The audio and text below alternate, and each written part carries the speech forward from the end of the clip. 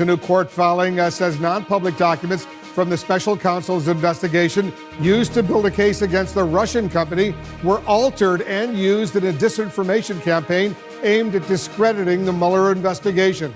That comes as President Trump blasts U.S. intelligence chiefs who dared to contradict him publicly on the threats to the United States. The president, who often states that he knows more than anyone on just about every topic, tweeting that the intelligence chiefs are naive, wrong, and should go back to school. At the same time, the White House is shrugging off a new report that the president met privately with Russia's Vladimir Putin last November, once again without a U.S. interpreter or a note-taker. I'll speak with Congressman Eric Swalwell of the Intelligence and Judiciary Committees. And our correspondents and analysts are standing by with full coverage. Let's begin with our senior justice correspondent, Evan Perez, and the breaking news out of the Mueller investigation. Evan, tell our viewers the very latest. Well, Wolf, this is another Russian disinformation campaign. According to the special counsel's office, this time the Russians were essentially targeting information and documents that came from the Mueller investigation. According to a court filing, they say that this is in a case that deals with Concord Management. This is the Russian company that was running the social media troll accounts. And according to the special counsel, what they did was they took documents that had been provided to the legal team representing Concord, and they altered the documents and then released them again, according to the special counsel's office. Now, this all began in October using an account that's called Hacking Redstone, posted on Twitter a webpage with documents that had some of the criminal case against Concord Management. The computer that basically published the documents was in Russia, according to the FBI. I'll read you a part of what the Twitter account said in October of 2018. It said, Hacking Redstones published the tweet that said, "We got access to the special counsel Mueller's probe database as we hacked Russian server with information from the Russian troll case Concord LLC versus Mueller.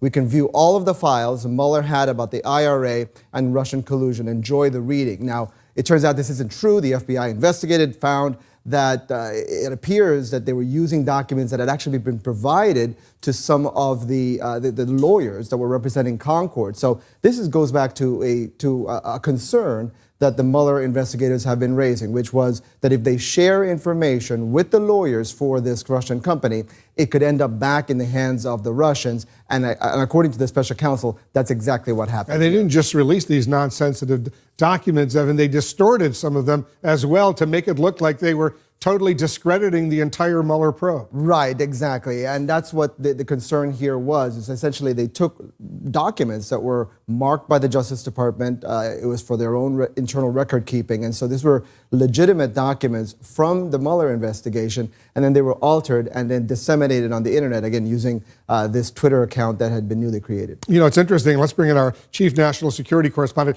Jim Sciutto. These were what were described as non-sensitive documents that the Mueller team made available to this law firm representing this Russian company. But Mueller is making the case they can't hand over to classified information, sensitive documents, because it would compromise U.S. national security. Tell us about that.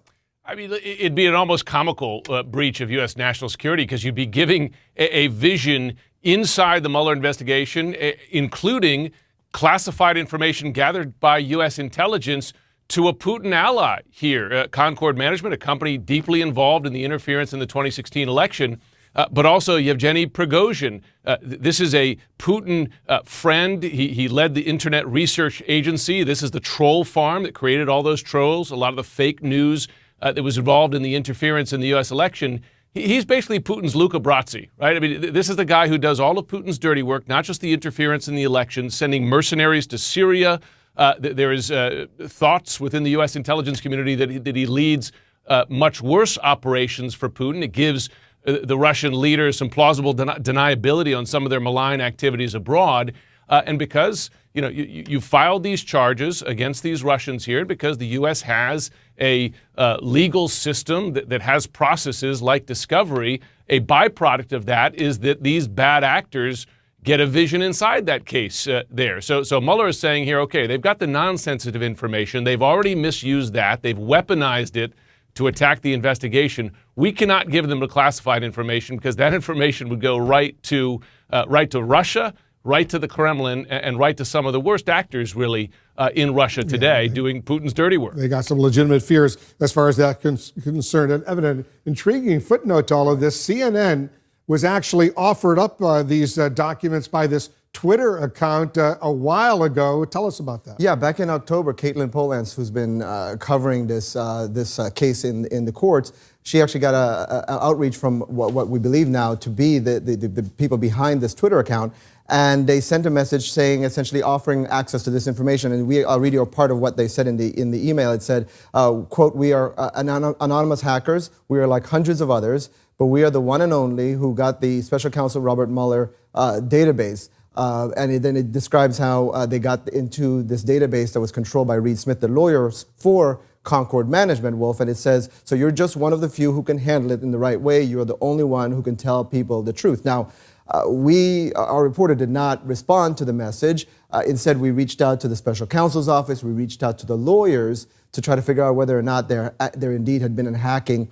We were told that there had not been any kind of breach. And so everybody was sort of puzzled exactly what was going on behind the scenes. It turns out the FBI started investigating, and that's what you see today from the special counsel. Essentially, the FBI determined that there had not been a hack, that instead, it seems that some documents that had been provided to the lawyers ended up with the company back in Russia. And again, going back to Jim's point, this is exactly what the concern had been with doing this. But then, you also have to wonder why the special counsel ended up charging this company. One of the things, if you talk to lawyers at the Justice Department, there was a mistake made here by charging this company. None of the 13 people who were charged in this case have ever shown up in court to defend themselves.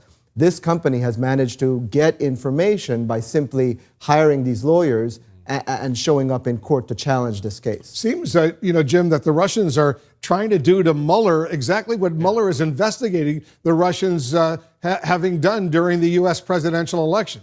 No, it is. I mean, irony of ironies right here. A disinformation campaign against the special counsel's investigation of a disinformation campaign during the election here. And that's the issue. And listen, remember what the intelligence chiefs testified yesterday in the Senate. Not just, of course, that they interfered, Russia, in 2016, but that Russia did the same in 2018 and is laying the groundwork for similar in 2020. So it's part of a continuing attack on the U.S. election system, and it's something that intel chiefs are taking very seriously.